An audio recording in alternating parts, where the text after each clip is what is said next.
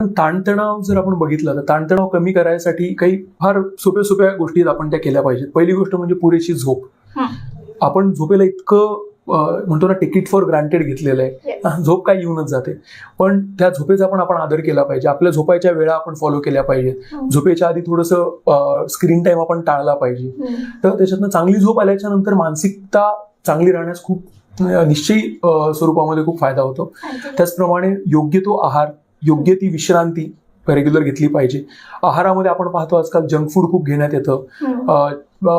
आहार जर तुमचा व्यवस्थित नसेल तर तुमचं ज्याप्रमाणे शरीर चांगलं आरोग्य राहू शकत नाही, शारीरिक आरोग्य, त्याचप्रमाणे मानसिक आरोग्यावर पण आहाराचा परिणाम होतो.